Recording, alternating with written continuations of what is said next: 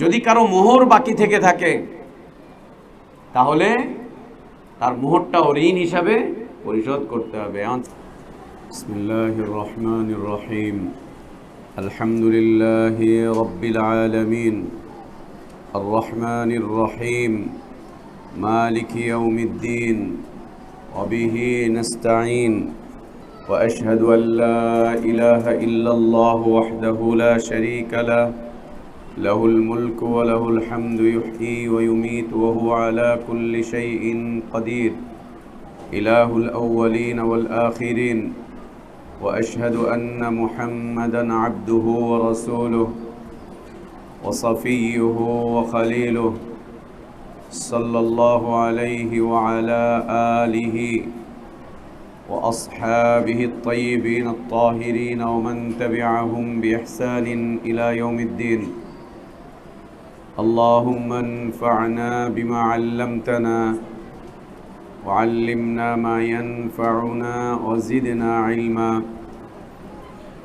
اللهم إنا نعوذ بك من علم لا ينفع ومن قلب لا يخشع ومن نفس لا تشبع ومن دعوة لا يستجاب لها.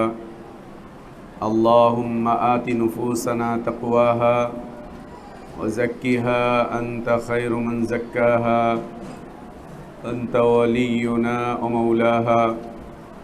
يا حي يا قيوم برحمتك نستغيث أصلح لنا شأننا كله ولا تكلنا إلى أنفسنا طرفة عين. سبحانك لا علم لنا إلا ما علمتنا إنك أنت العليم الحكيم. الحمد لله. আল্লাহ তাবারক ওয়া তাআলার অনেক প্রশংসা, আল্লাহ তাবারক ওয়া তাআলার অনেক শুকরিয়া যে তিনি আমাদের হিদায়াতের জন্য কোরআনুল কারীম নাজিল করেছেন। কোরআনুল কারীমকে সকল প্রকার বক্রতা মুক্ত রেখেছেন। কোরআনুল কারীমে সকল প্রকার বাতিলের অনুপ্রবেশকে যিনি রুদ্ধ করে দিয়েছেন,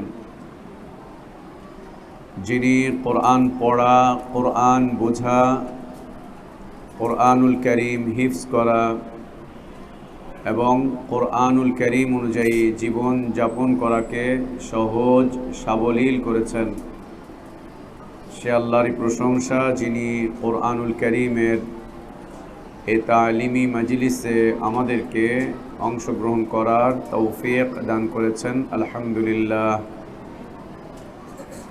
সালাতু সালাম আমাদের প্রিয় নবী মুহাম্মদুর রাসূলুল্লাহ সাল্লাল্লাহু আলাইহি ওয়া আলিহি ওয়া সাল্লামের প্রতি।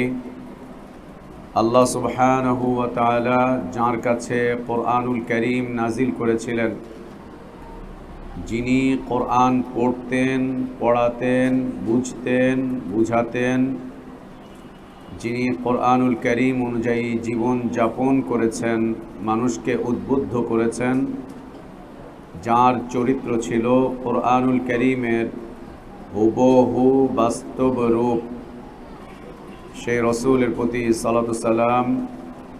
আল্লাহুম্মা সাল্লি আলা মুহাম্মদ ওয়া আলা আলি মুহাম্মদ كما صليت على إبراهيم وعلى آل إبراهيم إنك حميد مجيد. اللهم بارك على محمد وعلى آل محمد كما باركت على إبراهيم وعلى آل إبراهيم إنك حميد مجيد. الحمد لله. আমরা ইয়াউমুল খামিস বা বৃহস্পতিবারের মাগরিবের পরের এ মুবারক সময়ে কোরআনুল কারীমের সূরা আন-নিসা থেকে পড়ছিলাম। এ পর্যন্ত আমরা সূরা আন-নিসার 11 নম্বর আয়াত পর্যন্ত পড়ে এসেছি। আজকে 12, 13 এবং 14 নম্বর আয়াত পর্যন্ত আমরা তিলাওয়াত করেছি। আল্লাহর কাছে আমাদের দোয়া, আল্লাহ আমাদেরকে সেই সমস্ত কথা বলা এবং শোনার তৌফিক দান করেন, যা বললে এবং শুনলে আমরা আল্লাহর দ্বীনের উপর সুন্দরভাবে অটল অবিচল থাকতে পারি। ওই সমস্ত কথা বলা এবং শোনা থেকে আল্লাহ আমাদেরকে দূরে রাখেন, মাহফুজ রাখেন।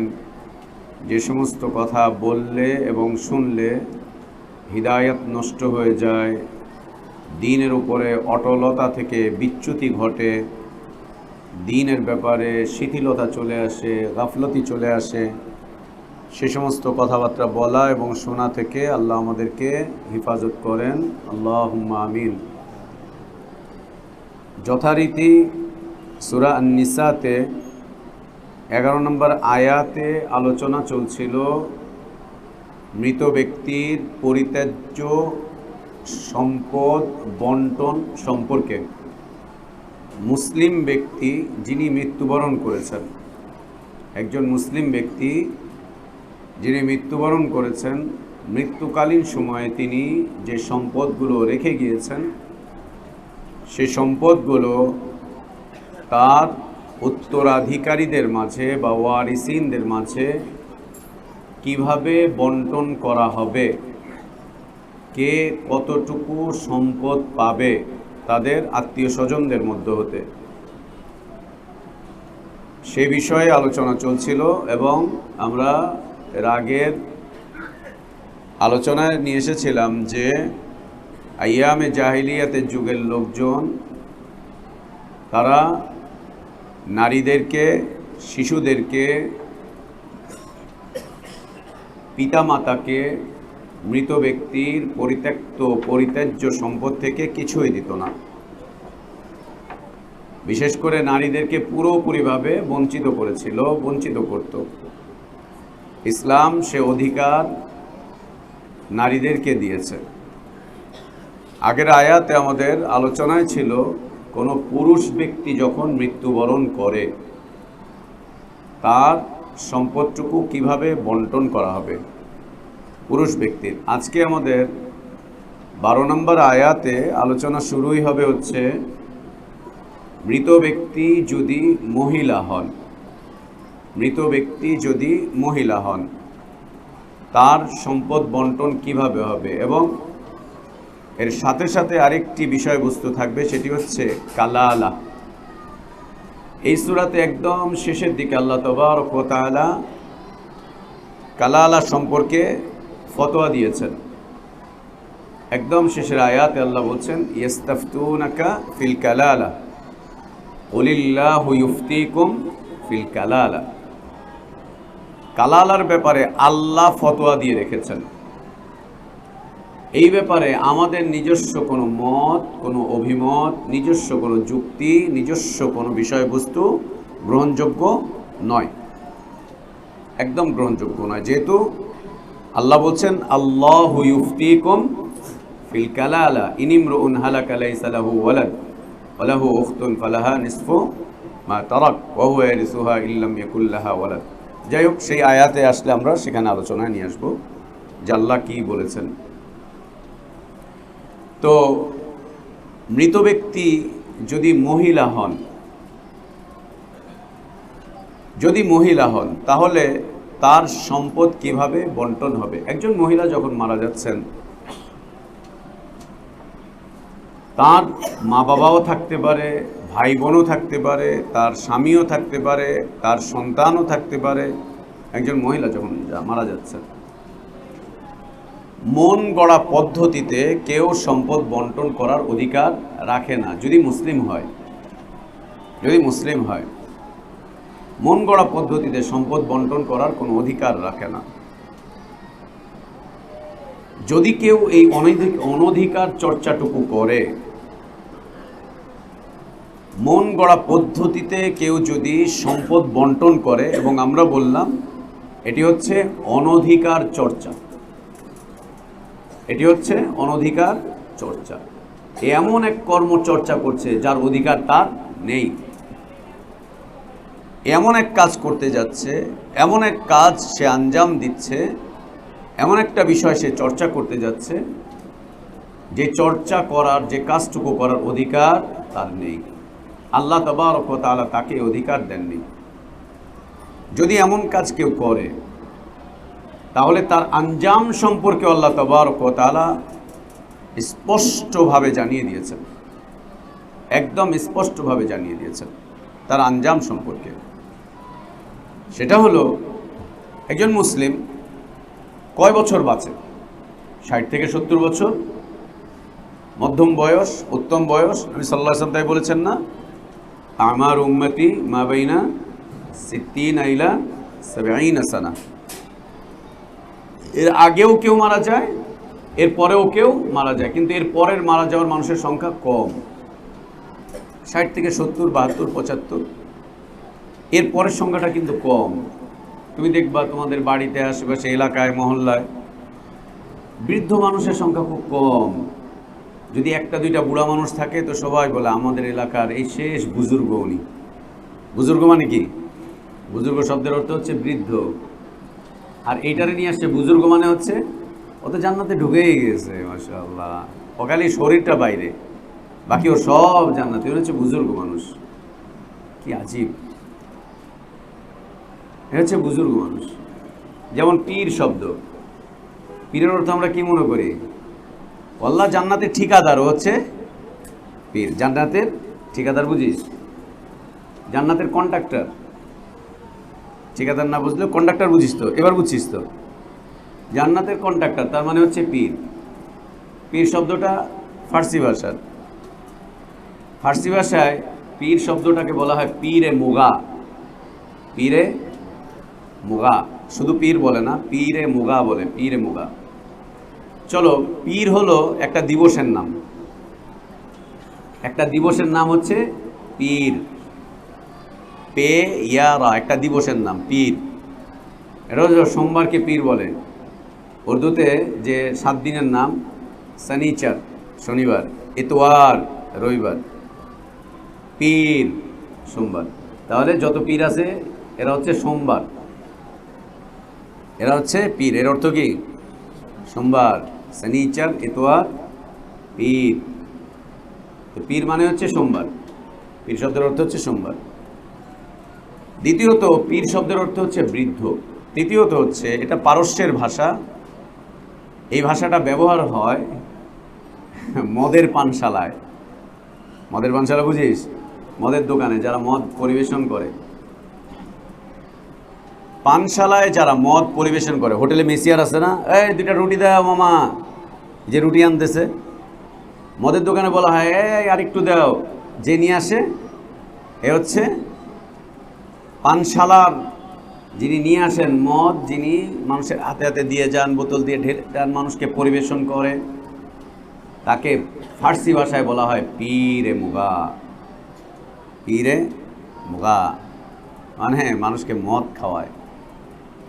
আর আসলেও তাই। দেখ, এমন মাতাল বানায় দেয় পীর সাহেব, মাতালের আমি চোটে সব গাছে উঠে লাফায়, নিচে দৌড়ায়, লাফায়, উঠে নামে, ওলট পালট করে। মাতাল তো।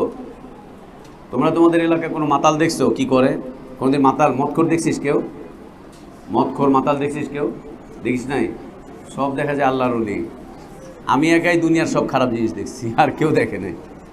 তুই দেখছিস? দেখছিস কেমন মাতলামি করে? সুবহানাল্লাহ। যাক, তাহলে আমার দলে তুইও আছিস দেখা যায়। বাকি সব আল্লাহর ওলি, কেউ দেখে নেই। বাকি সব কটা আল্লাহর ওলি, কেউ কিছু দেখে নেই, উল্টা পাল্টা সব আমি একাই দেখি। হ্যাঁ, কি আর করা, আল্লাহ দেখাইছেন। হ্যাঁ, কত কিছু দেখাইছেন আল্লাহ সুবহানাহু ওয়া তাআলা। আল্লাহু আকবার।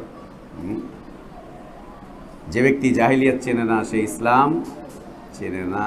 ওমর রাদিয়াল্লাহু আনহুর উক্তি, যে জাহিলিয়াত চেনে না সে ইসলামও চিনতে পারবে না, এবং যে জাহিলিয়াত চেনে না সে ইসলামের উপরে টিকে থাকতে পারবে না। খুব কষ্ট হবে তার। জাহিলিয়াত চিনে বলেই তো মানুষ জাহিলিয়াতকে ছাড়ে, না চিনলে ওইটাকে ইবাদত মনে করে করছে। পীরকে সিজদা করে, এটা জাহিলিয়াত। চিনে না বলেই তোকে সিজদা করছে আর মনে করছে আল্লাহর ইবাদত করছি, আমি জান্নাতে চলে যাব। আল্লাহর ইবাদত করছি, আমি জান্নাতে চলে যাব। কবর মাজারকে সিজদা করছে, মনে করছে এটাই ইবাদত, তাই করছে। ও যদি জানতো, জাহিলিয়াত যদি দেখতো, জাহিলিয়াত সম্পর্কে যদি জ্ঞান থাকতো, তাহলে ও এই কাজটুকু করতো না। ওমর রাদিয়াল্লাহু আনহুর উক্তি কত চমৎকার, কত সুন্দর। খায়ের, তো আমরা মনে করি যে পীর সাহেব মানে হচ্ছে জান্নাতের কন্ট্রাক্টর। ও সোজা জান্নাতে নিয়ে চলে যাবে, সোজা জান্নাতে নিয়ে চলে যাবে। তো যেখানে বুজুর্গ মানে হচ্ছে বৃদ্ধ মানুষ, সেখানে বুজুর্গ মানে হচ্ছে আল্লাহর ওলি, আল্লাহর ওলি। হ্যাঁ, বুজুর্গ বললে তো আর কোনো কথা নেই, মাথাটা নিচু করে 2 হাত এমনি করে মুসাফা করে, হ্যাঁ বুজুর্গ চলে এসেছে। বুজুর্গ মানে অনেক বিশাল। আর বুজুর্গ মানে বিশাল এক পাগড়ি মাথায় দিবে, ওই পাগড়িটা কোনো রকম খুলে নাকের সামনে আনলে দেখবি কি বিভৎস গন্ধ, ধোয় না পাগড়ি, কি বিভৎস গন্ধ পাগড়ি থেকে, ঘামের গন্ধ টন্ধ মিশে, কি বিভৎস গন্ধের চোটে পাগড়ির সামনে, ওটাই মাথার মধ্যে পেঁচায় রেখে দিচ্ছে আল্লাহর ওলি, আল্লাহর ওলি, সুবহানাল্লাহ। তো আল্লাহ নবী সাল্লাল্লাহু আলাইহি ওয়াসাল্লাম বলছেন, আমার উম্মতের বয়স হচ্ছে মধ্যম বয়স 60 থেকে 70 বছর, কেউ কম কেউ বেশি। একজন ব্যক্তি 60 থেকে নিয়ে 70 বছর পর্যন্ত বাঁচল, এই 60-70 বছর তিনি মাশাআল্লাহ আল্লাহর ইবাদত করছেন, সালাত আদায় করছেন, সিয়াম পালন করছেন, হজ করছেন, যাকাত দিচ্ছেন, উমরা করছেন, মানুষকে সাদাকা জারিয়া দিচ্ছেন, মানুষের কাছে সাদাকা জারিয়া পৌঁছে দিচ্ছেন, মানুষকে কারজে হাসানা দিচ্ছেন, আমর বিল মারুফ করছেন, নাহি আনিল মুনকার করছেন, করতে করতে করতে করতে একদম শেষ বয়সে এসে তার সম্পদের ব্যাপারে একটা অনধিকার চর্চা সে করে ফেলল। সম্পদের ব্যাপারে একটা অনধিকার চর্চা সে করে ফেলল। সেটা কি? সেটা হচ্ছে মৃত্যুর আগে সে তার সম্পদগুলোকে নিজে বন্টন করে ফেললো। এটা একটা অনধিকার চর্চা। সম্পদ বন্টন করে দিল, আল্লাহর ওলি সম্পদ বন্টন করে দিয়েছে। দ্বিতীয় অনধিকার চর্চা করলো, সম্পদ বন্টন করতে গিয়ে অন্যায় করে ফেলেছে, অন্যায় করে ফেলেছে, কাকে দিয়েছে কাকে দেয়নি, কাকে কম কাকে বেশি, এদিকটায় কম ওদিকটায় এরকম সেরকম অনেক কিছু করেছে। তৃতীয়ত হচ্ছে সম্পদ বন্টন করতে গিয়ে সে অন্যায় কোনো ওসিয়াত করে দিয়ে গিয়েছে, অন্যায় কোনো হুকুম আহকাম করে দিয়ে গিয়েছে। আল্লাহ তাবারক ওয়া তাআলা তাদের ব্যাপারে বলে দিয়েছেন, এ তো চলে যাবে জাহান্নামে, এ তো জাহান্নামে চলে যাবে। এই যদি জেনে বুঝে ইচ্ছা করে আল্লাহর আইন লঙ্ঘন করার উদ্দেশ্যে এই কাজটুকু করে, তাহলে ও জাহান্নামে থাকবে চিরস্থায়ীভাবে। ও ইচ্ছা করে আল্লাহর আইন লঙ্ঘন করেছে, মানে ইচ্ছা করে কুফরি করেছে। খালিদিনা ফিহা, খালিদিনা ফিহা, ও চিরস্থায়ী জাহান্নামে থাকবে।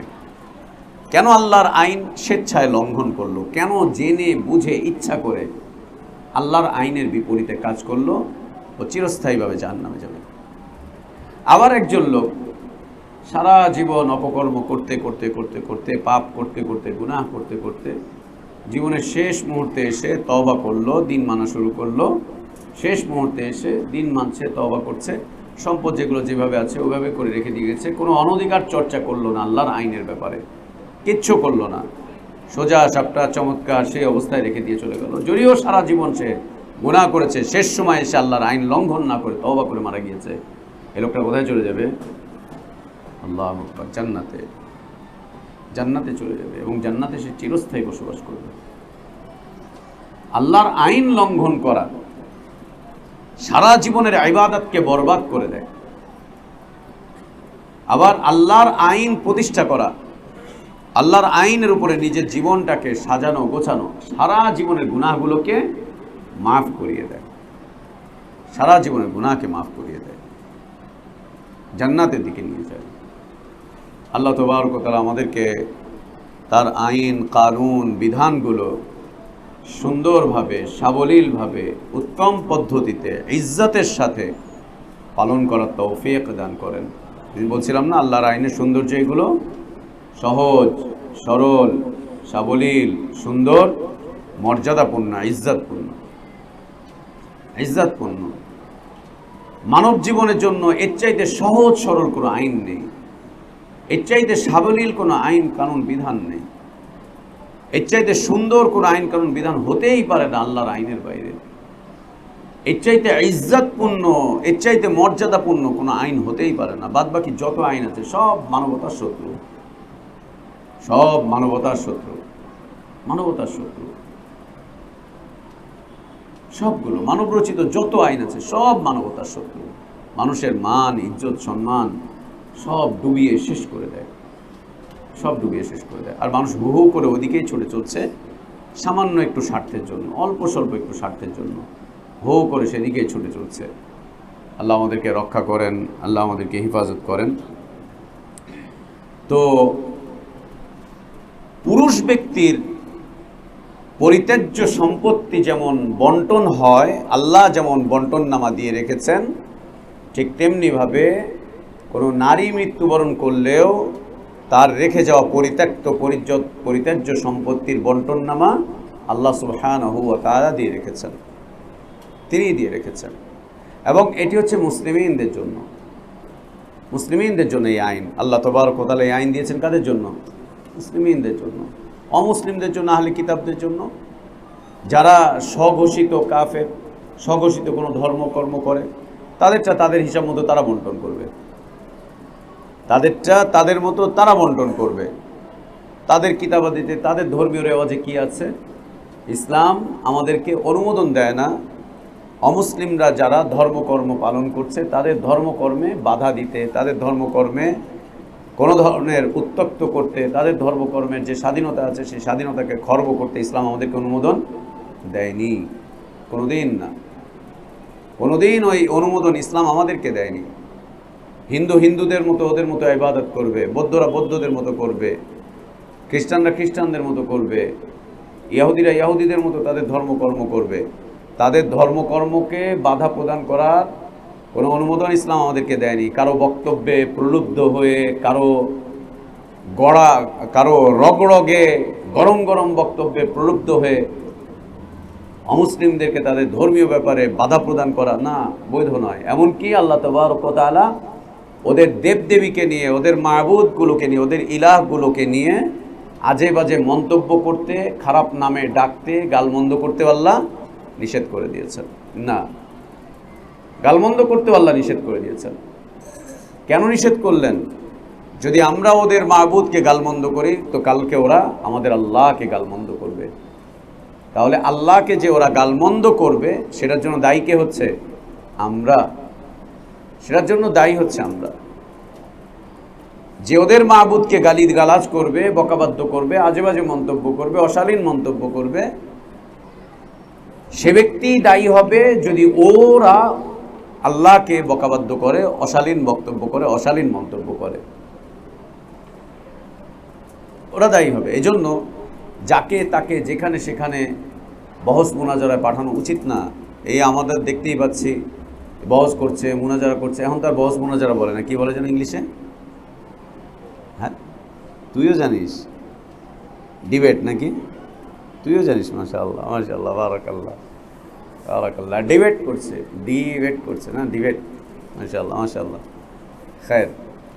এখন আর কেউ বাহাস মুনাজারা করে না, বাহাস করে না, মুনাজারাও করে না। কি করে এখন? ডিবেট করে। আর এই ডিবেটগুলোতে আমরা দেখতেই পাচ্ছি, সুবহানাল্লাহ, কি অশালীন কথাবার্তা। এই ডিবেটগুলোতে কেউ চায় না হক বিজয়ী হোক, হক স্পষ্ট হোক, হকের দিকে চলে আসুক এবং হকের দাওয়াত ডিবেটগুলোর মধ্যে, মুনাজারার মধ্যে। এইটা দেখা যায় না। কি দেখা যায়? আমি এই ফতোয়া দিয়েছি, আমার এই ফতোয়াকে আমি হক বলে প্রমাণ করব, আর তুমি ওই ফতোয়া দিয়েছো, তোমারটাকে তুমি হক বলে প্রমাণ করবে। এই হক বলে যখন নিজেরটাকে প্রমাণ করতে না পারে তখন চেতাচেতি, রাগারাগি। হ্যাঁ, মিশরের আমাদের এক শায়েখের, আলহামদুলিল্লাহ, বেচারা খুব রাগী মানুষ। হ্যাঁ, খুব রাগী মানুষ মিশরের একজন শেখ, শেখ মাহমুদ শাহবান, আল্লাহ তাকে হেফাজত করেন। সালাফি আলেম, খুব চমৎকার আলেম। কিন্তু টেলিভিশনে একটা মুনাজার, একটা ডিবেটে চলে গেছে। ডিবেটে গেছে হচ্ছে আহলে কোরআনদের সাথে, একদম টেলিভিশনে, জাতীয় টেলিভিশনে। ডিবেটে গিয়ে উনি কিছু বুঝাচ্ছে, ও কিছু বুঝাচ্ছে, উনি কিছু বুঝাচ্ছে, ও কিছু বুঝাচ্ছে। একটা পর্যায়ে উনি করেছে কি, পায়ের জুতা খুলে, একেবারে পায়ের জুতা খুলে মারা শুরু করেছে। আমাদের জাতীয় টেলিভিশন সবাই, সারা দেশ দেখতেছে, সারা দেশ দেখতেছে। সুবহানাল্লাহ। একটা পর্যায়ে এটাকে নিয়ে মানহানির মামলা হলো, তারপরে জেল। রাগ ধরে রাখতে পারেনি বেচারা। এটা তার ইমানের একটা বিষয়বস্তু ছিল। হ্যাঁ, খুব ভালো আলেম, খুব ভালো। এই আল আজহার ইউনিভার্সিটির উনি শিক্ষক, অ্যাসিস্ট্যান্ট প্রফেসর, আল আজহার ইউনিভার্সিটির। খুব ভালো আলেম। তার বক্তব্য খুব চমৎকার, খুব তাকওয়াপূর্ণ খুতবা দেন। তার কোরআনের দার্সগুলো খুব সুন্দর। কিন্তু রাগ ধরে রাখতে পারেননি, উঠে ইয়া মুলহিদ বলেই দিছে, ইয়া মুলহিদ বলেই দিয়ে দিছে। সুবহানাল্লাহ। সুবহানাল্লাহ। তো এই সমস্ত জায়গাগুলোতে যেটা হচ্ছে যে আমি যেই মতের উপরে আছি এটাই সঠিক, এটা প্রমাণ করব, আর উনিও চেষ্টা করবে উনি যে মতের উপরে আছে সেটা প্রমাণ করতে, এবং যিনি মাঝখানে পরিচালক তিনি বলেও দেন আপনি আপনার এই মতটার সপক্ষে যুক্তি উপস্থাপন করেন, তর্ক দলিল উপস্থাপন, উনিও বলে আপনি আপনার মত সম্পর্কে দলিল প্রমাণ উপস্থাপন করেন। তো মতকে প্রাধান্য দেওয়া হচ্ছে, মতকে ইয়ে করা হচ্ছে। এই অবস্থাতে এই সমস্ত ডিবেট বা এই সমস্ত মুনাজারা মুবাহাসা এগুলো বর্জন করে ফেলতে হবে, এগুলোকে পরিত্যাগ করে চলতে হবে, কিছু করার নেই। দাওয়াতের রাস্তায় চলে যেতে হবে, তালিম তারবিয়াতের রাস্তায় থাকতে হবে, ওগুলোকে বাদ দিয়ে দিতে হবে। ওরা যখন এগুলো করার জন্য কাউকে খুঁজে পাবে না, ও এমনিই বসে যাবে। এই যে বাচ্চা বাচ্চা পোলাপানগুলো আমাদের বড় বড় আলেমদের সাথে বস মোনাজারা করার সাহস দেখাচ্ছে, আর আলেম ওলামারা এখানে একটু সরলতার প্রমাণ দিয়ে দিচ্ছেন। শুরু হচ্ছে, সুযোগ হয়েছে তো ব্যাস সোজা মিডিয়াতে চলে যাচ্ছে, গিয়ে দেখা যাচ্ছে ওনার অর্ধেক বয়সের, ওনার হাঁটু বয়সী পোলাপানের সাথে উনি মুনাজারায় বসে, হাঁটু বয়সী পোলাপানের সাথে, হাঁটু বয়সী পোলাপানের সাথে, আর এরা হচ্ছে মাযহাবি মুকাল্লিদ, এদের সাথে মুওয়াহ্হিদিন মুত্তাবিআ সুন্নাহ তারা গিয়ে বসতেছে। বসার পরে এ ও একটা পর্যায়ে গিয়ে লা ইলাহা ইল্লাল্লাহ, আরো দূরত্ব তৈরি হচ্ছে, আরো বেশি দূরত্ব তৈরি হচ্ছে, ক্ষতি হচ্ছে, এগুলো অনেক বেশি ক্ষতি হচ্ছে। তো আল্লাহ তাবারক ওয়া তাআলা এই আইন দিয়েছেন মুসলিমিনদের জন্য। আমাদের এই আইনটুকু যা আল্লাহ আমাদেরকে দান করেছেন, এটা অমুসলিমদের উপরে প্রয়োগ করার বৈধতা আমাদের জন্য নেই। ওদেরটা ওদের কালচার অনুযায়ী, ওদের কিতাব অনুযায়ী, ওদের বন্টননামা অনুযায়ী ওরা করবে, সেটা তাদের ব্যাপার। যদি ইসলামে চলে আসে তো এটা মানবে, আর যদি ইসলামকে অস্বীকার করে তাহলে তাদের ধর্মীয় রীতি অনুযায়ী তাদের কিতাবে কি আছে সেটা তাদের ব্যাপার, তারা করবে, তারা বন্টন করবে, আমরা বন্টন করে দিতে যাব না। সূরা আন-নিসার এই মিরাসের আয়াতগুলোর বিধিবিধান কাদের জন্য? মুসলিমদের জন্য, যারা ইসলাম পালন করে তাদের জন্য, তারাই যেন করে এটা। আর আমরা জানি, এর আগের সপ্তাহে আমরা বলেছিলাম যে অমুসলিমদের পরিত্যাজ্য মালের মিরাস কোনো মুসলিম পাবে না, এবং মুসলিম মা হোক, বাবা হোক, স্বামী হোক, স্ত্রী হোক, তাদের পরিত্যাজ্য মালের মিরাস বন্টননামা কোনো অমুসলিম ওয়ারিসিনগণ পাবে না, অমুসলিম ওয়ারিসিনগণ পাবে না। এবং এক্ষেত্রে মাল বন্টনের ক্ষেত্রে যে মূলনীতিটা আমরা আলোচনা করেছিলাম সেদিন, যে মানুষ মারা গেলে পরে তার এই মাল সম্পদ থেকে প্রথমেই তার ঋণ পরিশোধ করতে হবে, দ্বিতীয়ত হচ্ছে তার ওসিয়ত পুরা করতে হবে, আগে ঋণ পরিশোধ তারপরে ওসিয়ত, অতঃপর তার সম্পদগুলোকে বন্টন, অতঃপর সম্পদ বন্টন, তার আগে না। এক্ষেত্রে আহলে ইলমদের একটা ফতোয়া রয়েছে, সেটা হলো আমাদের দেশে বিয়ে শাদী করতে গেলে যত লাখ টাকা হোক আর যত কোটি টাকা হোক, মোহর ধর অসুবিধা নাই, দেওয়া লাগবে না। তো বিয়ের সময় কি করতে হয়? মোহর কত? মেয়ে পক্ষ চাচ্ছে 20 লাখ, ছেলে পক্ষ না এত দিতে পারবো না। জামাইরে গিয়ে বলে, এই নিয়ে বৎসর চলতেছে, বিয়ে ভেঙে যায় অবস্থা। জামাইরে গিয়ে জিজ্ঞেস করে, কি কও তুমি? কত হয়েছে? তোর হয়েছে, বিয়ার দিন যা হইব পরে তো দাও 20 লাখ টাকা মোহর। কেন? ও তো জানে যে ওর দেওয়া লাগবে না 20 লাখ টাকা মোহর, ও বিয়ে করে ফেলতেছে। মোহর তো দেয় নাই, কদিন পরে ঠোকাঠুকি, এরপরে এটা নিয়ে কোর্ট কাছারিতে মামলা মোকদ্দমা, এরপরে জেলে যাচ্ছে। মেয়ে বলতেছে আমার তালাক দাও, ছেলে বলে আমি তালাক দেবো না। কেন? তালাক দিলে 20 লাখ দেওয়া লাগবে। আর মেয়ে বলতেছে যে তুমি আমার তালাক দাও, ও আবার বলতেছে না তুমি আমার তালাক দাও। মহিলা বলতেছে যে আমি তালাক দেবো না, তালাক দিলে তো আমি মোহর পাবো না, খোলা বাবদ চলে যাবে। তালাক দিলে, মেয়ে যদি তালাক দেয় তাহলে খোলা বাবদ ওইটা কাটা হয়ে যাবে। ছেলে বলতেছে তুমি তালাক দাও, বলতেছে না তুমি তালাক দাও। মাঝখানে ঝুলে আসে 20 লাখ টাকার একটা ফল, আলাদিনের চেরাগ ঝুলতেছে, নে কে নিবি? তুই না আমি, তুই না আমি, তুই না আমি। আলাদিনের চেরাগ, আলাদিনের চেরাগ। ওইদিন একটা মামলার কথা কোন প্রথম আলোচনা কোন পেপারে পড়লাম সপ্তাহখানেক আগে, এক মেয়ে মামলা করছে, ওর জামাই একদম গরিব, বেকার অবস্থায় বিয়ে করছে, ওর মোহরে 1 কোটি টাকা। এখন সংসারে লাগছে ধাক্কি, বলছে আমার মোহর দাও। বলে মোহর কোথেকে দিব? তাহলে তালাক দাও। ও গেছে কোর্টে তালাক দিতে, বলছে মোহর দিচ্ছে না, মোহর দিব বলে, তাহলে তখন খোয়াড় খোয়াড় খোয়াড় খোয়াড় বুঝিস, রাষ্ট্রীয় অতিথিখানা, রাষ্ট্রীয় মেহমানখানা, খোয়াড় 40 শিখ 14 শিখ, যে তুমি দাও, বলছে আমি দিব না, তুমি দাও, আমি দিব না, এই সুবহানাল্লাহ। মাঝখান দিয়ে যাও, জেলখানা খালি আছে, 6 মাস খাইতে আসো। কেউ মোহরের ব্যাপারটা আমাদের দেশে একদম মানতেই চায় না, দিতেই চায় না, বুঝতেই চায় না, যে না বিয়ের দিন, বিয়ের আগেই মোহর দিয়ে দাও, বিয়ের দিন পরিশোধ করো, অথবা মেলামেশা করার আগেই পরিশোধ করে দাও, মোহর দিয়ে দাও। এই মোহর দেয় না। এখনকার মেয়ের আবার চালাক হয়ে গেছে। আগেকার মহিলারা করতো কি, ওর নানি দাদি গিয়ে বলতো যে মাফ করে দে, মাফ করে দে, নাইলে সংসারে অকল্যাণ আইসা পড়বো, কপালে কিন্তু খারাপই আছে। বাসর রাতেই মাফ করে দিতে হয়, বাসর রাতেই মাফ করে দিতে হয়। আর আমাদের দেশে একটা কথা আছে, প্রথম রাতে বিড়াল মারতে হয়। মানে এই বিড়াল মারা প্রথম রাতে, এই নিয়ে অনেক কথাবার্তা। বিড়াল মারা কি আসলে? বিড়াল মারা প্রথম রাতে মানে তোমার যত মোহর আছে প্রথম রাতেই ক্লিয়ার করে নাও, মাফ করায় নাও, বিড়াল মাইরা দাও, আগে ক্লিয়ার করো, পরে যাতে না হয়। এরপরেও যদি যেতে যেতে সংসার যেতে যেতে চলে ঠুকাঠুকি ঠুকাঠুকি, তাও টাকা পয়সা দেয় না। যখন মরে যায় তখন মা চাচিরা ওই মেয়েটাকে ধরে নিয়ে যে বলে যে দে, মাফ করে দে, মাফ করে দে, নাইলে তুই জাহান্নামে চলবি। দিল না বউরে মোহর। এখন বউ যদি ওই মরা বেটারে মাফ না করে, তাহলে বউই ঝুলবে হচ্ছে জাহান্নামে। তুই জাহান্নামে চলবি, মাফ করে দে, মাফ করে দে, নাহলে কিন্তু জাহান্নামে চলবি। মানে সব দোষ হলো বেটি মানুষের, সব দোষ মহিলাদের, সব দোষ মহিলাদের। লা ইলাহা ইল্লাল্লাহ। যদি কারো মোহর বাকি থেকে থাকে, তাহলে তার মোহরটাও ঋণ হিসাবে পরিশোধ করতে হবে। এখন ছেলেরা বলে, মা তুমি নিয়ে কি করবা, তোমারটা তো আমাগোই, তোমারটা তো আমাগোই। বেশ কিছুদিন আগে এক ফ্যামিলিতে এক মোহর নিয়ে ফ্যামিলিতে বচ্চা বাচ্চা, জামাই বউয়ের বুড়া হয়ে গেছে দুজনই। এই বুড়ি বেটি শেষ বয়সে এসে বলছে, আমার মোহরের টাকা দাও, আমার একটা ভবিষ্যৎ আছে না, আমার মোহরের টাকা দাও। এখন বুড়া হাতরায় মাত্রায় পাইছে যে বুড়াইর সেই সময় মোহর ছিল মাত্র 700 টাকা। এখন বুড়া বেটা 700 টাকা বের করছে। এখন বুড়ি বলছে 700 টাকা নিমু কেন? কেন 700 টাকাই তো তোমার মোহর? আমি 700 নিমু না তো। কেন? বলে আমার বাপে যখন বিয়া দিছে তখন 700 টাকা দিয়ে 2টা গরু কিনতে পাওয়া গেছে, আর এখন 700 টাকা দিয়ে 1 কেজি গরুর মাংস পাওয়া যায় না।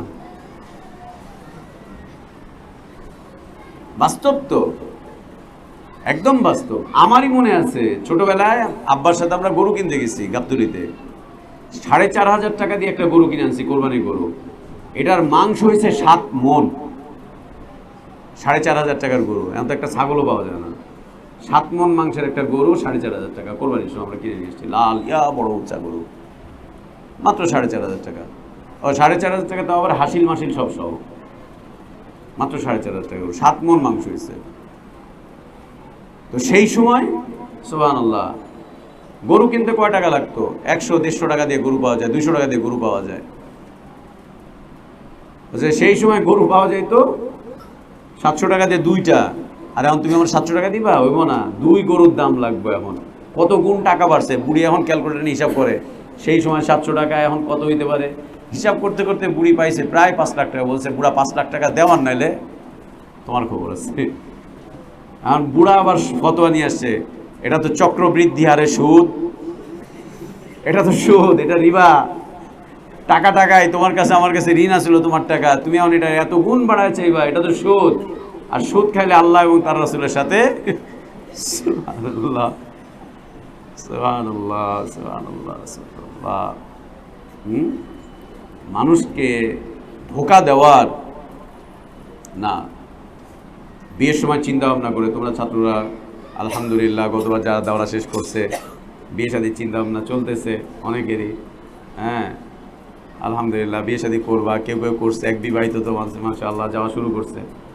বিয়ের আগে অবশ্যই মোহর ঠিক করে নিবা। এত বেশি দেখানোর দরকার নেই তো, এত বড় লোক দেখানোর, আর 20 লাখ দিয়ে দেবো, এটা কোনো বিষয় না। ওই ওয়ান থেকে একটু বেচে দিয়ে দেবো, চিন্তাই করতে যাও না। না, মোহর দাও, অল্প মোহর দাও, আল্লাহ বারাকাত দিবেন।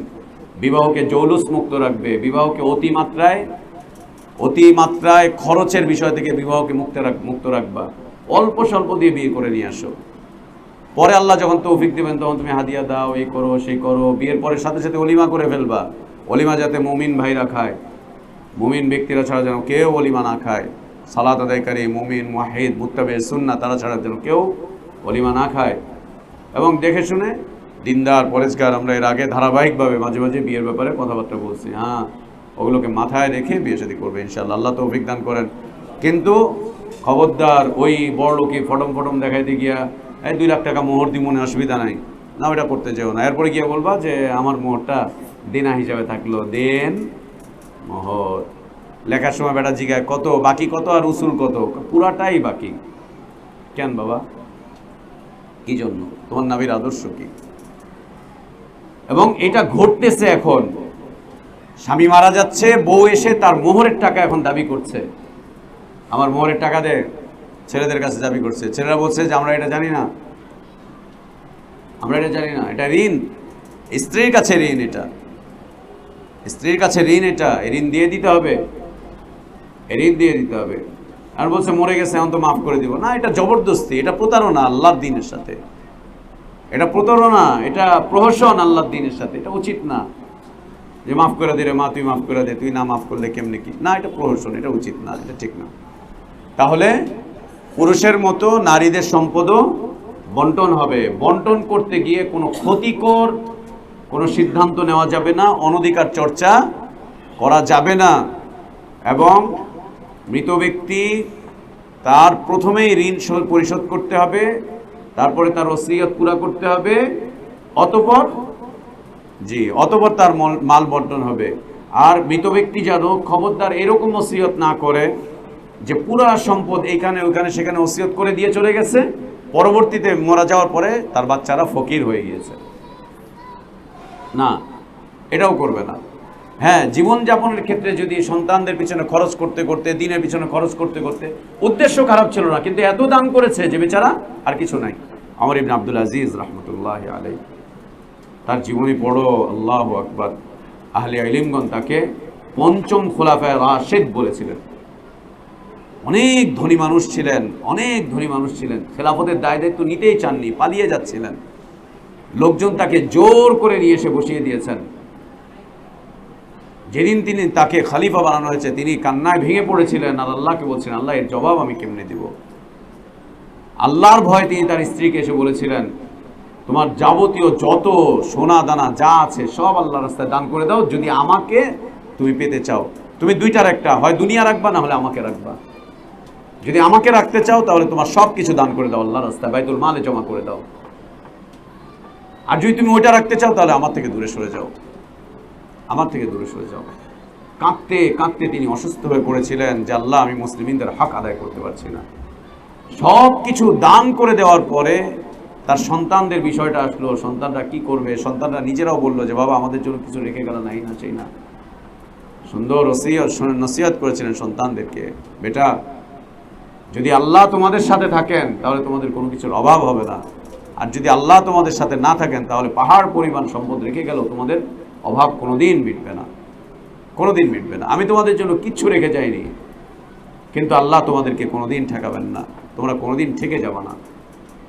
আমরা আমাদের সালাফদের জীবন পড়ি না তো, একদম পড়ি না সালাফদের জীবন, একেবারেই পড়ি না, আমরা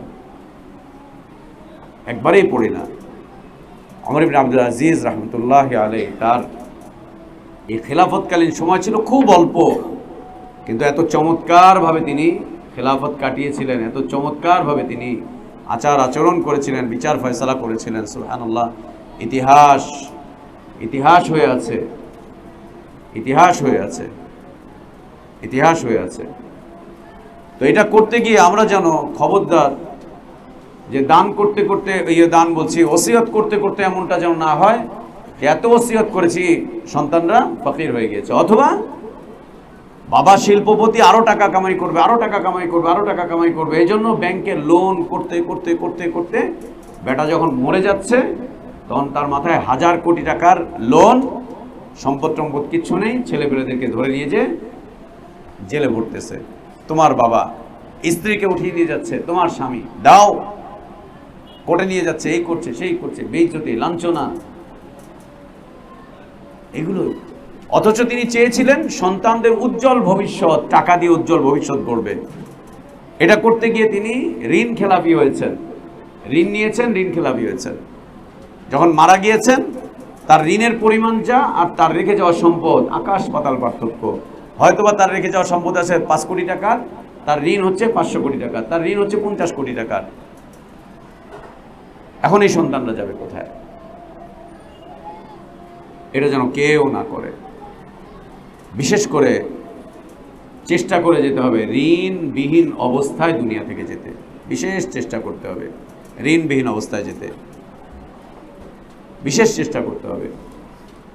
অনেক বড় হওয়ার আশায়, অনেক টাকা কামাই করার আশায়, অনেক সম্পদশালী হওয়ার আশায় এর থেকে ঋণ, ওর থেকে ঋণ, তার থেকে ঋণ, 14 জায়গায় ঋণ করে রেখেছে অনেক বড় হওয়ার আশায়, যে জীবন গুছাবো, জীবন সাজাবো, মাসে লাখ টাকা কামাই করব, 20,000 টাকা বেতন আমার চলবে না, আমার 1 লাখ টাকা লাগবে, অতএব চাকরি না, আমি ব্যবসা করব। ব্যবসা করতে গিয়ে এর সাথে চিটারি, ওর সাথে বাটপারি, এর সাথে ওয়াদা খেলাফ, ওর সাথে এই সেই করে এত ঋণ রেখে চলে যাচ্ছে। মারা যাওয়ার পরে ওর কবরের উপরে পাওনাদাররা এসে পেশাব করে, জুতা মারে। এই যে আশুলিয়া যে আমাদের মসজিদ, এইখানে আশুলিয়া মসজিদে আমরা জালামিন মসজিদে দেরিস ভাই খুতবা দেন, মাদি ভাই খুতবা দেন, আমাদেরই মসজিদ। ওই এলাকার একজন লোক মারা যাওয়ার সময় ঋণ রেখে মারা গেছে। পাওনাদাররা এসে হাজির, কবর দিতে দিবে না, এরপরেও ধাক্কাধাক্কি করে এসে করে কবর দিয়েছে। পাওনাদাররা এসে তার কবরের মধ্যে পেশাব করেছে, জুতা দিয়ে বাড়ি মেরেছে, লাথি মেরেছে, তার ওয়াইফকে জুতা পিটা করেছে, তার বাচ্চাকে উঠিয়ে নিয়ে চলে গেছে থানায়, জেলে ভরেছে। কেন? ঋণের টাকাগুলো নিয়ে কি করেছে? ও বাচ্চা কাচ্চাদের জন্য এই কাজ করেছে। এটা কেন? দুনিয়া থেকে ঋণ নিয়ে বিদায় হওয়ার কেউ চিন্তা করবে না। এত বড় স্বপ্ন কেউ দেখতে যাও না যে অনেক টাকার মালিক হবা, শিল্পপতি হবা, তুমি একজন উদ্যোক্তা হবা, তোমার পিছন তোমার কোম্পানিতে অনেক লোক কাজ করবে, মাশাআল্লাহ এটা কত ভালো, তোমার এখানে 100 জন লোক কাজ করবে, 100 জন লোকের আন্ডারে তাদের পরিবার আছে আরও 500 জন, কত মানুষের রুটি রুজির ব্যবস্থা তুমি করছো, এটা সাদাকা জারিয়া, মাশাআল্লাহ মাশাআল্লাহ। এই পাম্পট্টির মধ্যে পড়তে যাও না, এটা পাম্পট্টি, এটার মধ্যে পড়তে যাও না। এত বড় উদ্যোক্তা হওয়ার দরকার নেই, ছোটোখাটো থেকে উদ্যোক্তা হও, চাকরি বাকরি করো।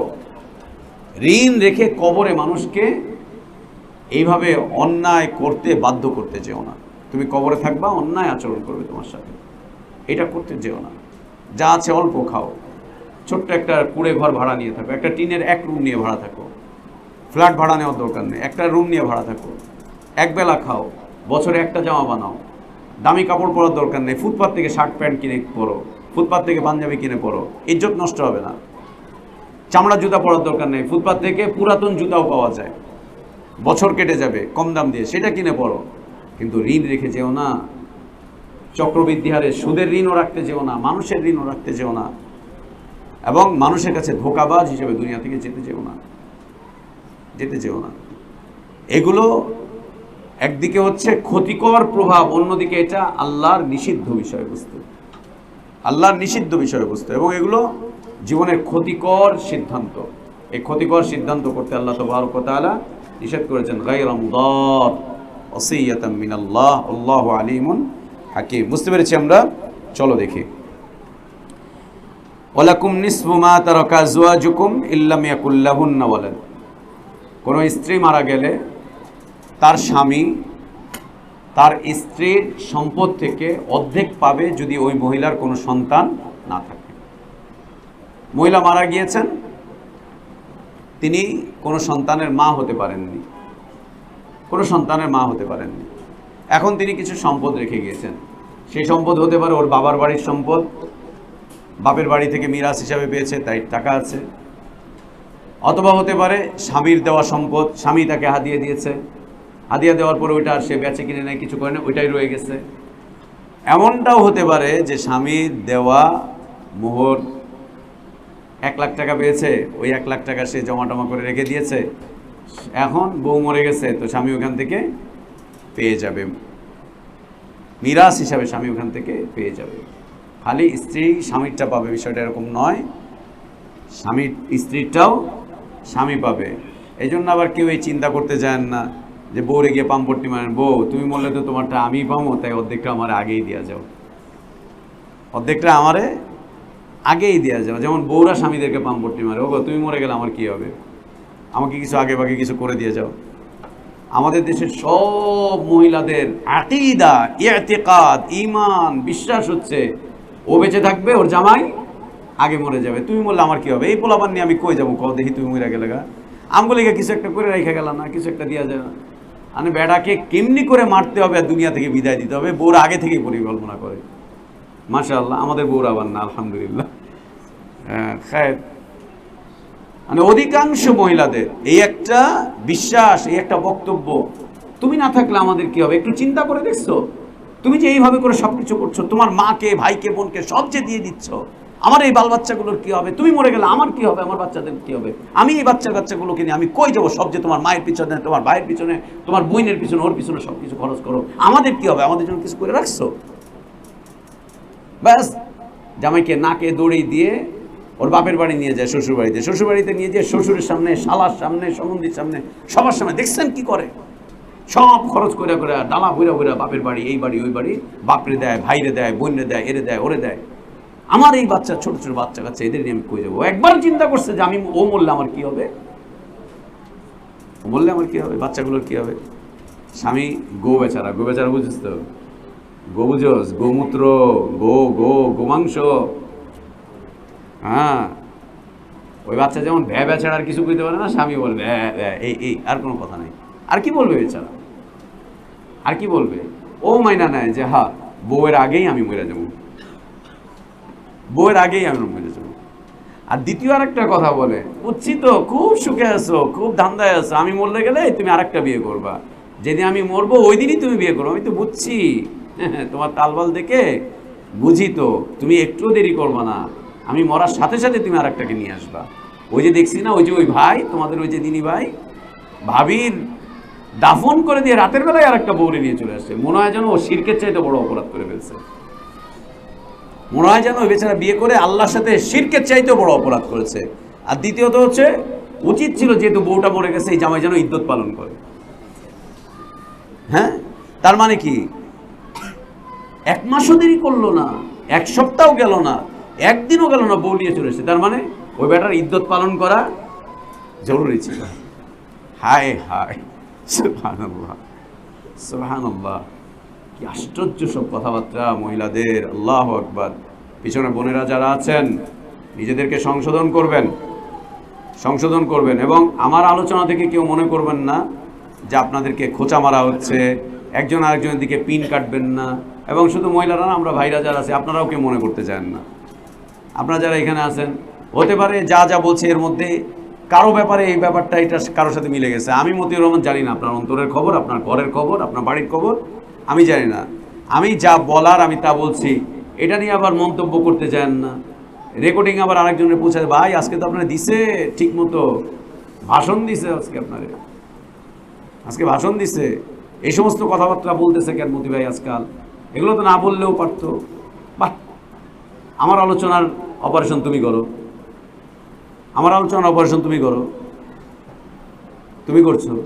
আমার আলোচনা অপারেশন করতে হলে ওলামা লাগবে, আমার আলোচনা অপারেশন করতে হবে আমাদের ইদিস ভাই, খোবায়েব, ওয়ালিদ, ওরা করতে পারবে আলোচনার অপারেশন, ওরা পারবে, ওরা বুখারী পড়ায়, ওরা মুসলিম পড়ায়, ওরা তাফসীর পড়ায়, ওরা পারবে। তুমি অপারেশন করো। সুবহানাল্লাহ, কিভাবে? একটু চিন্তাও করো না, একটু চিন্তাও করো না। আমাদের আলোচনা অপারেশন করতে হলে ওলামা লাগবে। সারা সপ্তাহ পড়ে এসে তারপর এখানে কথা বলি, সারা সপ্তাহ পড়ি তারপর কথা বলি।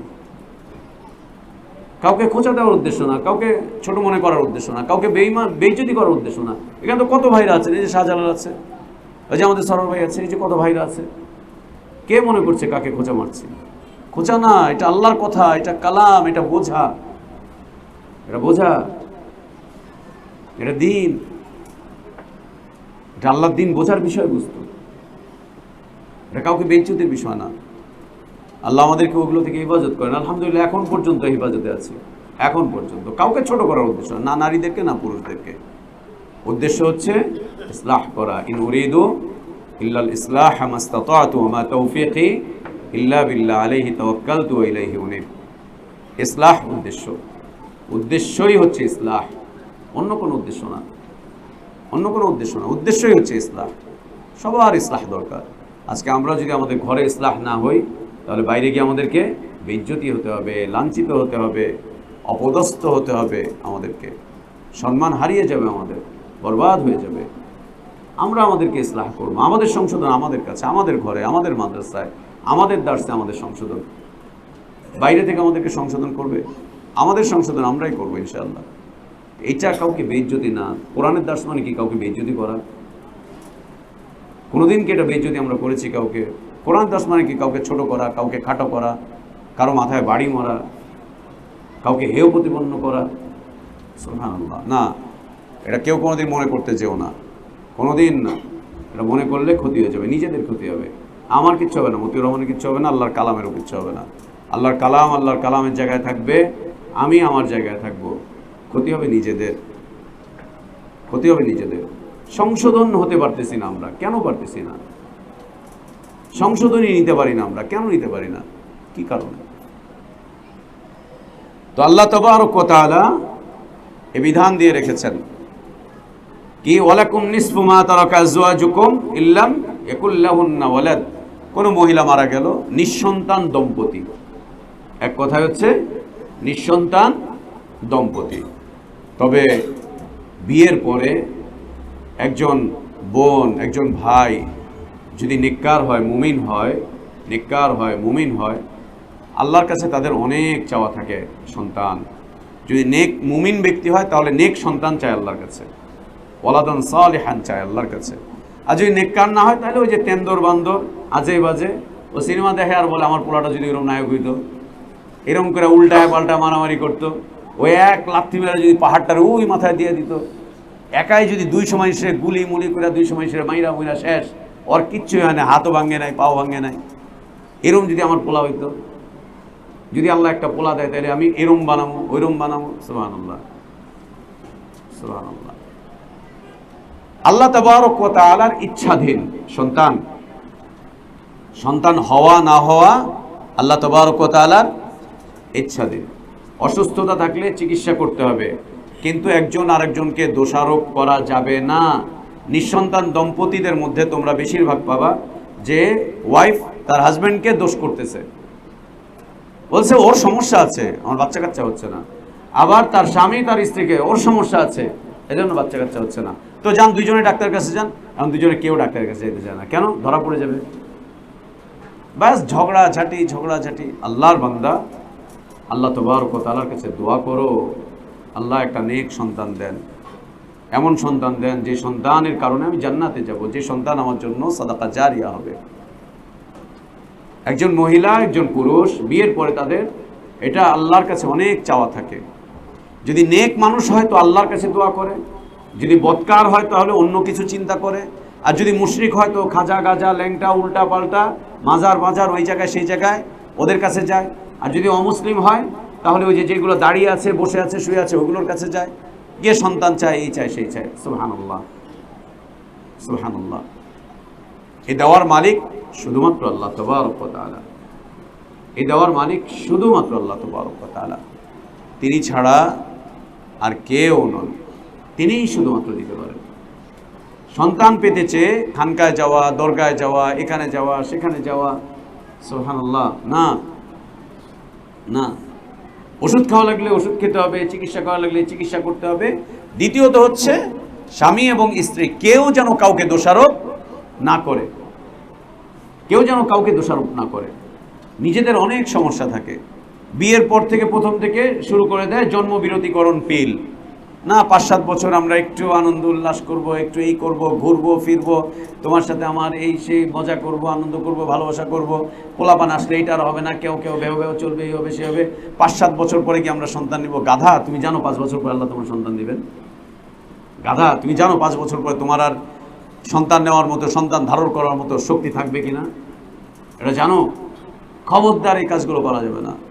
জন্মবিরতিকরণ পিল, জন্ম নিয়ন্ত্রণ পিল, অথবা পরিবার পরিকল্পনা, বিয়ের পরে 5-7 বছরের ভিতরে সন্তান নেওয়া নয়, তাহলে বডির ফিটনেস নষ্ট হয়ে যাবে, এই হয়ে যাবে, সেই হয়ে যাবে।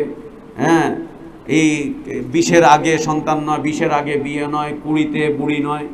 সুবহানাল্লাহ। কি 20-এর আগে বিয়ে নয়, 20-তে বুড়ি নয়, স্লোগান। 20-এর আগে বিয়ে নয়, 20-তে বুড়ি নয়। বিভিন্ন জায়গায় ওই যে পোস্টারও লেখা আছে, মানে 20 হলেই নাকি উনি বুড়ি। 20 বুঝিস তো, 20 হলেই উনি বুড়ি, আজীব। তারপরে আবার কি বয়স হলো তোর, বয়স মাত্র 22-23 বছর, এখনই বাচ্চা কাচ্চা নিবি, 2-4 বছর যাক না, শরীরেও তো একটা কন্ডিশন আছে। ওর নানি ওরে এসে বলে, ওর মা এসে বলে রাখ, ওর চাচি এসে বলে অপেক্ষা কর, পরে। সুবহানাল্লাহ। তুমি কি জানো পরে আল্লাহ তোমাকে সন্তান দিবেন? তুমি সন্তান হত্যা করছো, ভ্রূণ হত্যা করছো, তুমি কি চিন্তা করছো? এবং অধিকাংশ ক্ষেত্রে দেখা যায় এদেরই সন্তান বন্ধ হয়ে যাচ্ছে। আলেমুল আমাদের সন্তান বন্ধ খুব কম। হ্যাঁ, আলেমুল আমাদের আলহামদুলিল্লাহ সন্তান বন্ধ কম। আর যদি আমার তাতে তাহলে তো হয়েছে, খবরদার আমার দিকে তাকাইছ না তোরা। হ্যাঁ, আলহামদুলিল্লাহ আল্লাহ অনেকগুলো দিচ্ছেন, আলহামদুলিল্লাহ। আরো যেন কয়েকটা দান করেন আল্লাহ সুবহানাহু ওয়া তাআলা। আরো জনে বলেন আমি। যা বেটা, কেউ মিষ্টি দিলে না, আমি এমনি হয়ে গেল। যা, আলেমুল আমাদের দেখো একটু নাই কেন? আল্লাহর রহমত থাকে, আজেবাজে চিন্তা থাকে না। এই জন্য আল্লাহ সুবহানাহু ওয়া তাআলা সন্তান দিচ্ছেন। এই যতগুলা দেখবা নিঃসন্তান দম্পতি, অধিকাংশ দেখবা জেনারেল শিক্ষায় শিক্ষিত, দেখবা মহিলাটা পর্দা করে না, দেখবা বেটাটার মুখে দাড়ি নাই, সালাত নাই, সিয়াম নাই, এই নাই সেই নাই। এরপরে গিয়ে খাজা বাবা ধরতেছে, খাজা বাবা একটা বাচ্চা দেন। খাজা বাবা বলতেছে তোমার বউয়ের কাছে, তোমার বউকে আমার কাছে পাঠিয়ে দিও। হ্যাঁ, 12 বছর পর্যন্ত সন্তান হয়, 16 বছর পরে খাজা বাবার কাছে মান্নত করছে, অলরেডি খাজা বাবা একটা মুরগির বাচ্চা পেটে দিয়ে দিছে। আহা, পত্রপত্রিকায় রিপোর্ট আসে, হুজুর সায়দাবাদীর সান্নিধ্যে গিয়ে তার দোয়া প্রাপ্ত হয়ে 22 বছর পরে সন্তান লাভ। আস্তাগফিরুল্লাহ ওয়া আতুবু ইলাইহি, আস্তাগফিরুল্লাহ ওয়া আতুবু ইলাইহি, আস্তাগফিরুল্লাহ ওয়া আতুবু ইলাইহি, আস্তাগফিরুল্লাহ। না, অধিকাংশই দেখবা নিঃসন্তান দম্পতি, পাশ্চাত্য শিক্ষায় শিক্ষিত, অথবা জীবনের কোনো মানহাজ নাই, দিন বোঝে না, এই না সেই না, আজে বাজে পদ্ধতি নিয়েছে। আল্লাহ তাবারক ওয়া তাআলা ওদের থেকে বাচ্চা জন্ম দেওয়ার ক্ষমতা, বাচ্চা ধারণ করার ক্ষমতা আল্লাহ উঠিয়ে নিয়েছেন। আল্লাহ উঠিয়ে নিয়েছেন। এখন এই দরগা সেই দরগা, এখানে সেখানে, দেশের ছেড়ে ইন্ডিয়া, সিঙ্গাপুরে, শেষ পর্যন্ত শেষ চেষ্টা হচ্ছে টেস্ট টিউব বেবি, নাকি? টেস্ট টিউব বেবি, বোতলের ভিতরে বাচ্চা নিতেছে। ওর পেটে বাচ্চা ধরার সময় নাই, সুযোগ নাই, টিউবের মধ্যে, বোতলের মধ্যে বাচ্চা নিতেছে। কার বাচ্চা কে জানে, দেখা যায় অন্য কিছুর মতো। সুবহানাল্লাহ। কি দিচ্ছে বিজ্ঞান, চিকিৎসা বিজ্ঞান, কাঠটা এনে কাঠটার সাথে মিশিয়ে কি করছে না করছে। ওর এইখানে বাচ্চা ধারণ করার ক্ষমতা নাই, আর ওর এইটা অন্য জায়গায় গিয়ে একটা বোতলের মধ্যে দিয়ে বাচ্চা হয়ে যাচ্ছে। এ আল্লাহ, এ কি? কার বাচ্চা, কার সন্তান, কি বলতেছে এগুলো? বোতলের মধ্যে বাচ্চা জন্ম দিচ্ছে। লা ইলাহা ইল্লাল্লাহ, লা ইলাহা ইল্লাল্লাহ, লা ইলাহা ইল্লাল্লাহ। অধিকাংশ এই যে বিষয়বস্তুগুলো, যে নিঃসন্তান দম্পতি আল্লাহর আইন না মানার কারণে, আল্লাহর উপরে তাওয়াক্কুল না থাকার কারণে, আল্লাহর উপরে তাওয়াক্কুল না থাকার কারণে, আল্লাহর সিদ্ধান্তগুলোকে সুন্দরভাবে বাস্তবায়ন না করার কারণে, এরপরেও 2-4টা বিষয় ঘটে যায়। আমাদের দেখা যায় আলেমুল আমাদের মোটামুটিভাবে চলছে, তার মধ্যে 2-4 জনের দেখা যায়। সেটা কি? আবার ওটা দেখাও যায় পরীক্ষা নিরীক্ষা করলে অসুস্থতা আছে, যে অসুস্থতার কারণে আমাদের বোনটা প্রেগনেন্ট হতে পারছে না, বাচ্চা ধারণ করতে পারছে না। সেক্ষেত্রে তার উচিত স্বামীর যেন স্ত্রীর সাথে ভালো আচরণ করে, কথায় কথায় যেন খোটা না মারে। আগামী 1 বছরের মধ্যে যদি না হয়, আমি কিন্তু আরেকটারে নিয়ে আইতেছি, বুঝবি, ঠিকঠাক মতো সব কিছু কর। বাচ্চা যদি দিতে না পারোস, যেন মুরগির বাচ্চা, বাচ্চা দিতে না পারলে গরু, যেন গরুর বাচ্চা যদি দিতে না পারোস, তোর বাপের বাড়ি পাঠায় দিব। যেমন গরু প্রেগনেন্ট হচ্ছে না, ওরে নিয়ে কেটে ফেলতেছে, অথবা ওরে বাজারে নিয়ে বিক্রি করে দিচ্ছে। বউ প্রেগনেন্ট হচ্ছে না, তোরে বাপের বাড়ি দিয়ে আমো। আর 1 বছর সময় দিলাম। ওদিকটা শাশুড়ি পুশিং দেয়, আমি কি নাতির মুখ দেখা মরুম না?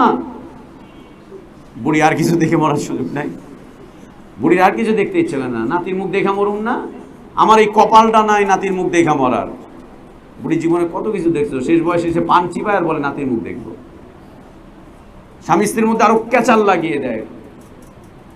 এই অবস্থায় যারা নিঃসন্তান আছে, তারা খবরদার শরীয়ত বহির্ভূত, আল্লাহর আইন বহির্ভূত কেউ যেন কিছু না করি। এবং যদি বোন অসুস্থ হয়, হাজব্যান্ডরা তাদেরকে মানসিকভাবে আরও সাপোর্ট দিতে হবে, মানসিকভাবে চাপে রাখতে হবে, মানসিকভাবে তাকে বোঝাতে হবে।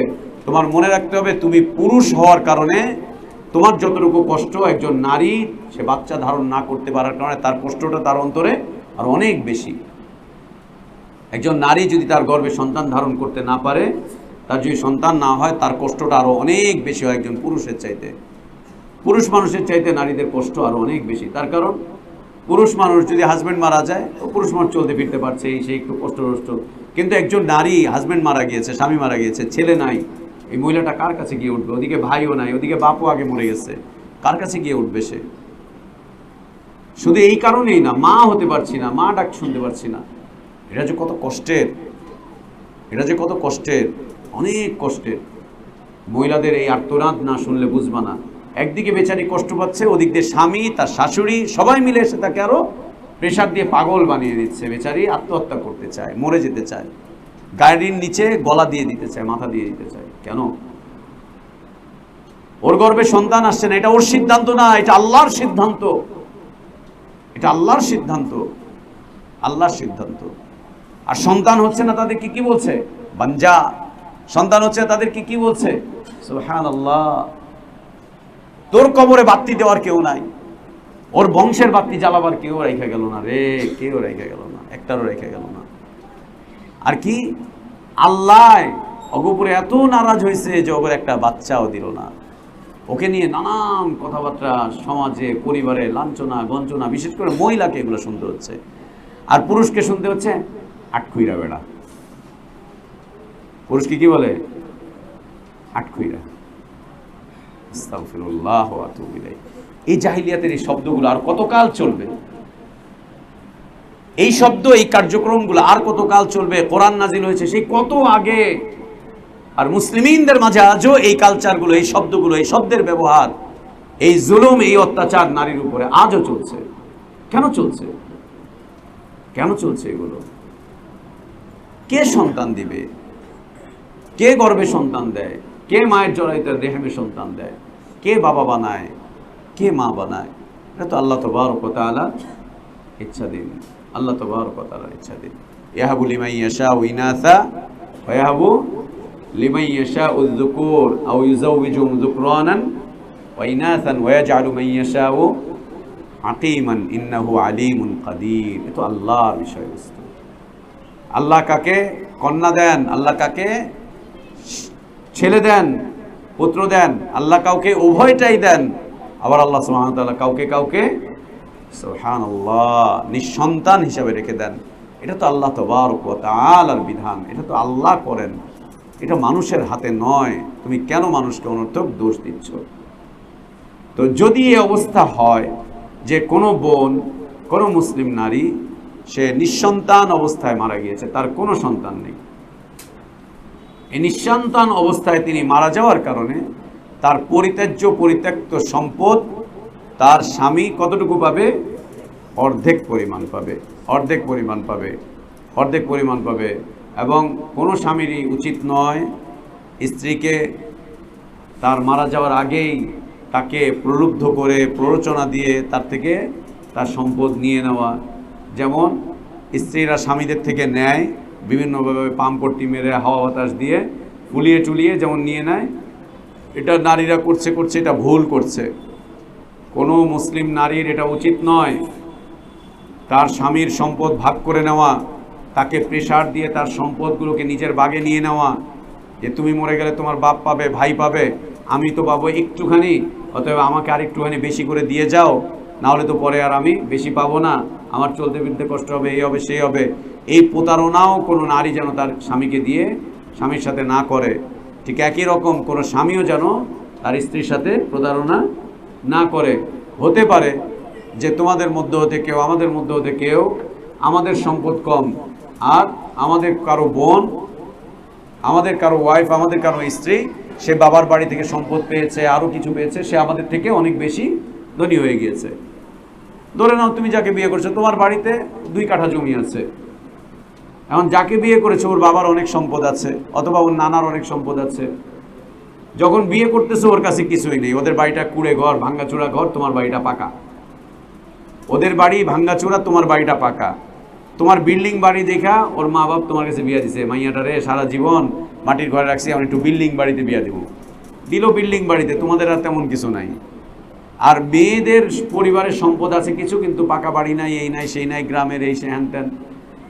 কিছুদিন পরে ওর এক আত্মীয় মারা গেছে, মনে করো ওর বাপ মরল অথবা ওর মা মরল, মা বাপ মরে গেল অথবা নানি মরে গেল অথবা দাদি মরে গেল, সেখান থেকে ও মিরাসি সম্পদ এমনভাবে পেল যেই সম্পদ তোমার গোষ্ঠী সুদ্ধা কেনা যায়। তখন তিনি কি হয়ে গেলেন? এই বোন ধনী হয়ে গেলেন।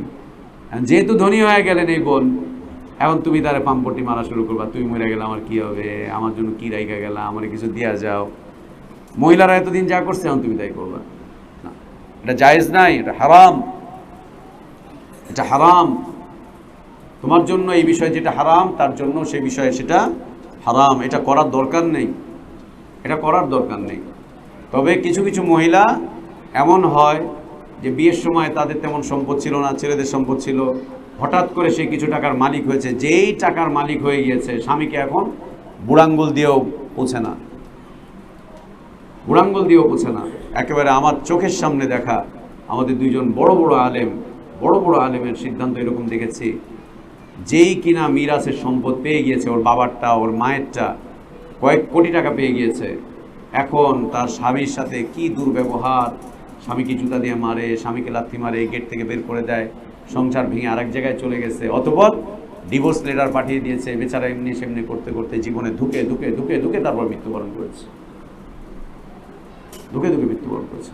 নাম বললাম না, আমাদের একজন বড় আলেম, সুবহানাল্লাহ। আরেকজনকে এই অবস্থা দেখছি কয়েকদিন আগে। ওনার বাড়ি গ্রামাঞ্চলে, ওনার স্ত্রীর বাড়ি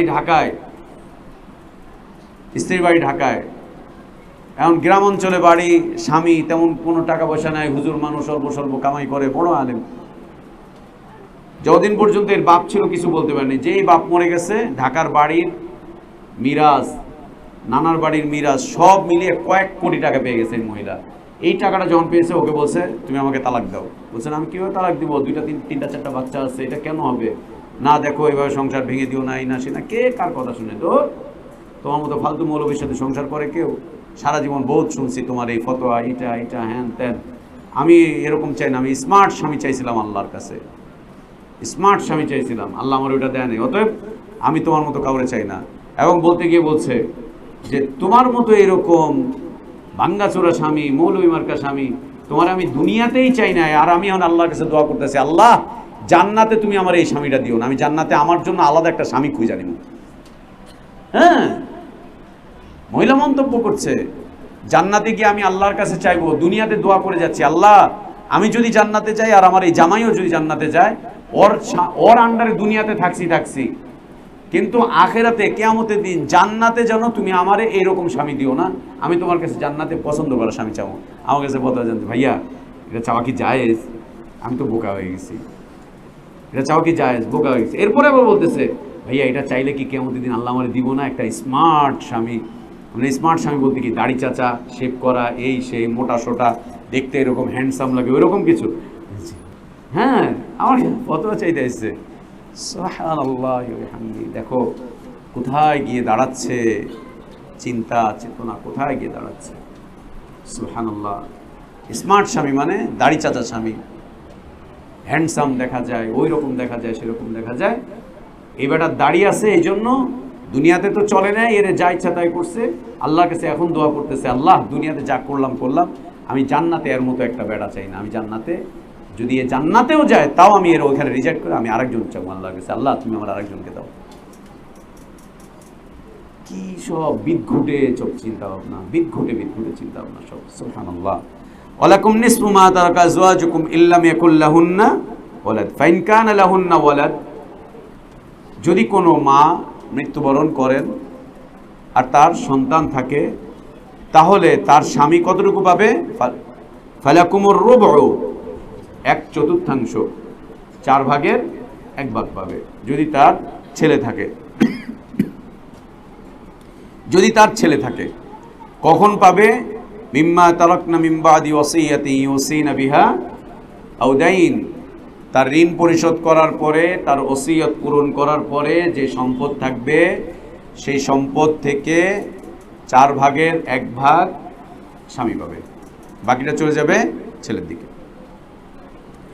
ওয়ালাহুন্নার রুবু, কিন্তু স্বামীর ক্ষেত্রে, স্বামীর পরিত্যক্ত সম্পদের ক্ষেত্রে স্ত্রী কত পায়? ওয়ালাহুন্নার রুবু মিম্মা তারাকতুম ইল্লাম ইয়াকুল লাকুম ওয়ালাদ, যদি পুরুষ ব্যক্তির সন্তান থেকে থাকে তাহলে সেই নারী তার স্বামীর পরিত্যাজ্য সম্পদ থেকে কতটুকু পাবে? না থাকে, জি, ইল্লাম ইয়াকুল লাকুম ওয়ালাদ না। ওয়ালাহুন্নার রুবু, নারীদের জন্য থাকবে রুবু মিম্মা তারাকতুম, যা তোমরা রেখে গিয়েছো, পরিত্যক্ত সম্পত্তি, ইল্লাম ইয়াকুল লাকুম ওয়ালাদ, যদি তার সন্তান না থাকে। স্ত্রীটা স্বামী পাবে অর্ধেক, আর স্বামীর সন্তান না থাকলে স্ত্রী পাবে 1/4, 4 ভাগের 1 ভাগ। ফাইন কানা লাকুম ওয়ালাদ, আর যদি সন্তান থাকে ফালাহুন্নাস সুমুন, নারী পাবে 8 ভাগের 1 ভাগ।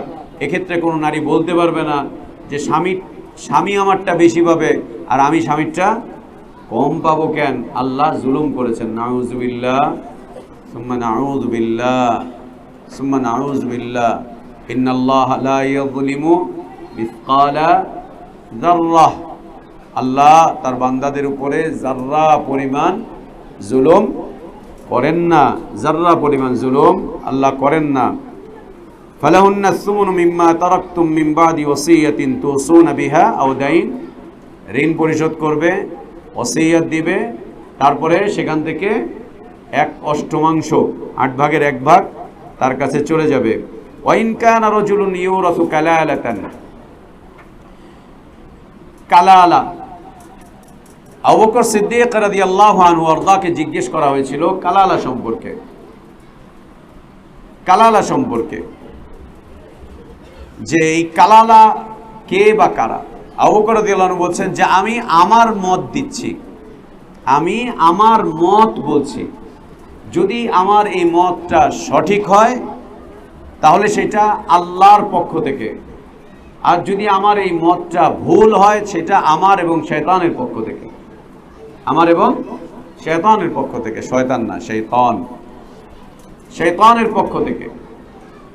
তো তিনি বলছেন যে কালালা হচ্ছে যেই মৃত ব্যক্তির কোনো পুত্র সন্তান এবং বাবা নেই, যে লোক মারা যাচ্ছে এমন অবস্থায় যে তার বাবাও নেই, তার কোনো ছেলেও নেই, যদি আমার এটা সঠিক হয় তা আল্লাহ এবং তার রাসূলের পক্ষ থেকে। আবু বকর রাদিয়াল্লাহু আনহু আরদা মারা গেলেন, ওমর ইবনুল খাত্তাব রাদিয়াল্লাহু আনহু আরদা, তাকে জিজ্ঞেস করা হয়েছিল, তিনি বলছেন আবু বকরের মত আমারই মত, আমি আবু বকরের মতের বিপরীতে কিছু বলতে পারছি না। এতটুকু থাকলো তাদের দুইজনের। এরপরে দেখা গেল আব্দুল্লাহ ইবনে ওমর রাদিয়াল্লাহু আনহু আরদা, তিনি কালালার ব্যাপারে সুন্দর কথা বলছেন, সুন্দর কথা বলে তিনি আবার বলছেন যে আমি যা বলছি ওমর ইবনুল খাত্তাব রাদিয়াল্লাহু আনহু তিনি এই মতের উপরেই ছিলেন, তিনি এই মতের উপরেই ছিলেন। সেটা কি? সেটা হচ্ছে যে ব্যক্তি এমন অবস্থায় মারা যাচ্ছে যার উপরেও কেউ নেই, যার নিচেও কেউ নেই, উপরে মা বাবা, ঊর্ধ্বতন কেউ নেই এবং অর্ধস্তনও কেউ নেই, সন্তান বলতে কিছু নেই, মা নেই, বাবা নেই, সন্তান নেই, কেউ নেই, তার উপরেও কেউ নেই, তার নিচেও কেউ নেই। আছে কারা? তার চতুর্দিকে সব আছে, ভাই আছে, বোন আছে, দাদা আছে, চাচা আছে, দাদি আছে, এরা যারা আছে তারা। তখন কি হবে? এই সম্পদগুলো যেহেতু মা বাবাও নেই, সন্তানও নেই, আর স্ত্রী তো নেই, এই অবস্থায় তার সম্পদগুলো চলে যাবে সবার কাছে, সবাই এখান থেকে নিয়ে নেবে।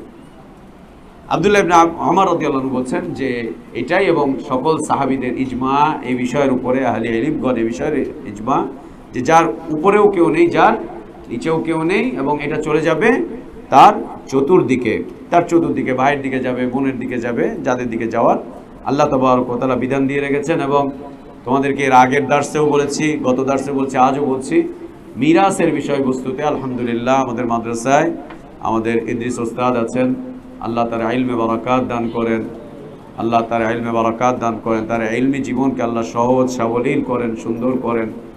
তো তোমাদের কারো মিরাসের বিষয়বস্তু থাকলে উস্তাদের সাথে যোগাযোগ করবে, সম্পদের একটা ফিরিস্তি তোমরা তার কাছে নিয়ে আসবে, তালিকা নিয়ে আসবে। ইনশাআল্লাহ ইদ্রিস ভাই তোমাদের বিষয়গুলো সুন্দরভাবে সুন্নাহর ভিত্তিতে তোমাদেরকে লিখিতভাবে সমাধান করে দিবেন। ওয়াইন কানা রাজুলুন ইউরাসু কালালাতান আও ইমরাতুন, যদি কালালা থাকে, ওয়ালাহু আখুন আও উখতুন ফালিকুল্লি ওয়াহিদিন মিনহুমাস সুদুস, ওয়ালাহু আখুন আও উখতুন ফালিকুল্লি ওয়াহিদিন মিনহুমাস সুদুস। যদি তার ভাই থাকে, বোন থাকে, আখুন থাকে, উখতুন থাকে, হ্যাঁ আখুন উখতুন, তাদের সবার জন্য সুদুস।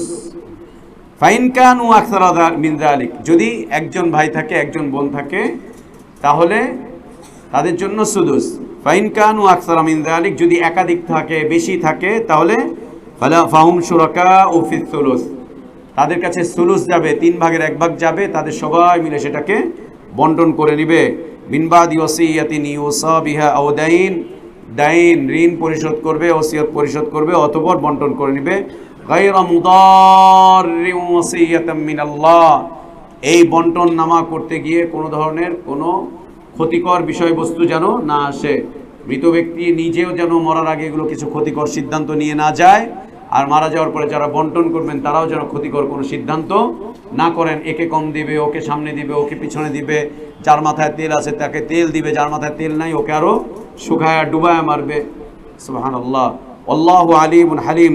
তিলকা হুদুদুল্লাহ, আল্লাহ তাবারক ওয়া তাআলা বলছেন এটি আল্লাহ তাবারক ওয়া তাআলার নির্ধারিত সীমানা, এ আইন, এ কানুন, এ বিধান, এটা আল্লাহ তাবারক ওয়া তাআলা নাজিল করেছেন, এটা আল্লাহ তাবারক ওয়া তাআলার রেখে দেওয়া, লিখে দেওয়া, আল্লাহ তাবারক ওয়া তাআলার বলে দেওয়া, এটি শরীয়ত, এটি আল্লাহ তাবারক ওয়া তাআলার আইন, এটি আল্লাহর বিধান।